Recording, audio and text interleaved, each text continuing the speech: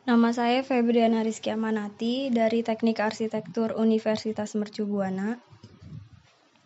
Kali ini saya akan menjelaskan analisa dan konsep dari mixed-use building yang sedang saya rancang.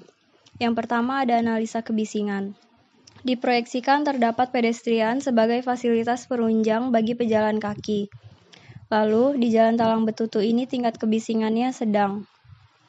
Di Jalan Tanjung Karang ini tingkat kebisingannya tinggi karena merupakan jalan utama sehingga arus kendaraan roda 2, roda 4, serta Transjakarta cukup padat. Lalu di Jalan Kendal ini tingkat kebisingannya rendah dibandingkan Jalan Talang Betutu. Biasa dilalui oleh beberapa kendaraan saja. Jalan ini juga merupakan akses menuju pintu masuk stasiun kereta api Bandara BNI City. Di sini keterangan yang berwarna merah adalah kebisingan tinggi, yang berwarna biru adalah kebisingan sedang, lalu yang berwarna hijau adalah kebisingan rendah. Lalu analisa iklim.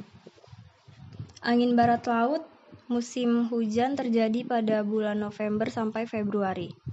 Lalu di sini ada angin tenggara musim kemarau terjadi pada bulan Maret sampai Oktober. Lalu angin tapak yang dengan kecepatan angin yang cukup sedang. Di sini angin dari segala arah yang relatif sedang. Ini adalah pergerakan siklus matahari dari timur ke barat. Lalu analisa sirkulasi.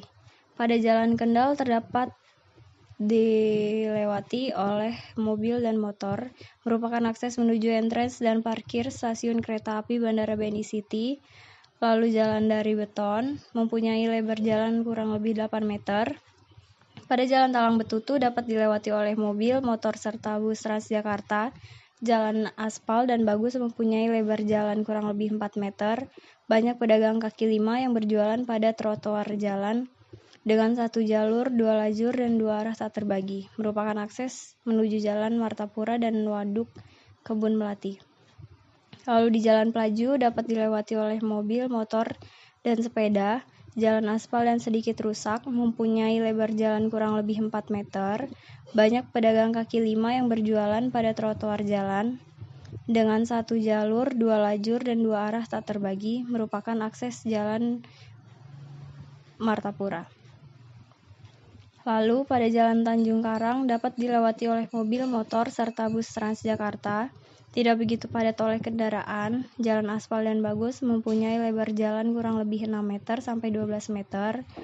Jalan dengan 1 jalur, 2 lajur, dan 2 arah tak terbagi. Lalu di sini ada flow of activity pengguna apartemen and retail. Lalu di sini struktur organisasi pengelola apartemen dan retail.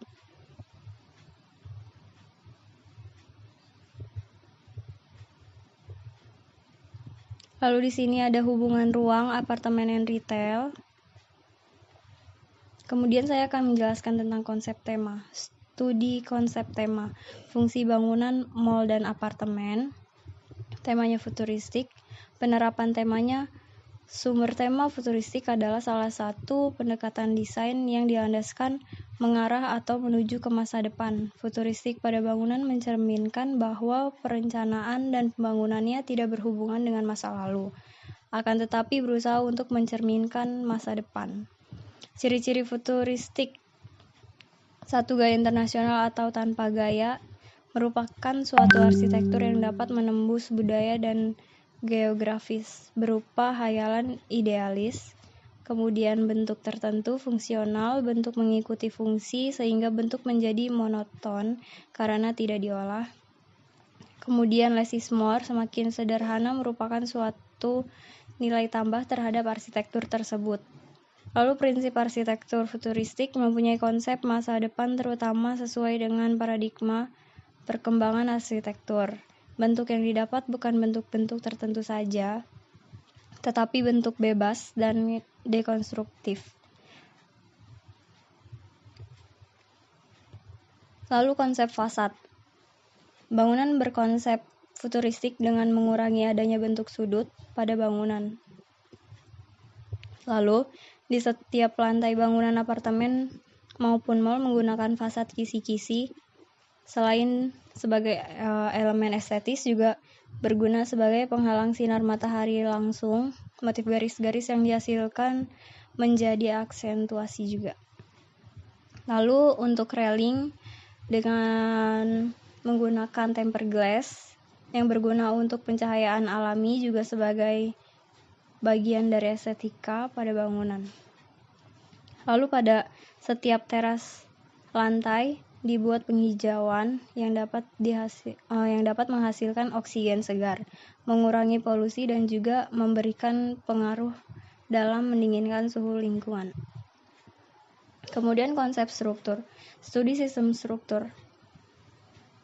Sistem struktur yang digunakan adalah sistem struktur rangka vertikal. Di sini saya menggunakan grid 6 meter kali 6 meter. Mengikuti ke lantai basement untuk parkir. Lalu di sini ada konsep tapak, transformasi bentuk massa. Tapak yang akan dibangun mixed use seperti ini. Lalu lantai podium yang berfungsi sebagai mall atau retail dibuat membentuk huruf L, mengikuti bentuk tapak dengan tujuan memaksimalkan luasan dan kebutuhan retail mall. Selain itu juga untuk mengikuti kebutuhan basement yang fungsinya sebagai parkir kendaraan penghuni apartemen maupun pengunjung retail mall. Lalu dibangun 2 buah tower untuk apartemen dengan jumlah 17 lantai dan retail mall berjumlah 6 lantai. Bentuk apartemen membentuk balok. Demikian presentasi saya. Terima kasih.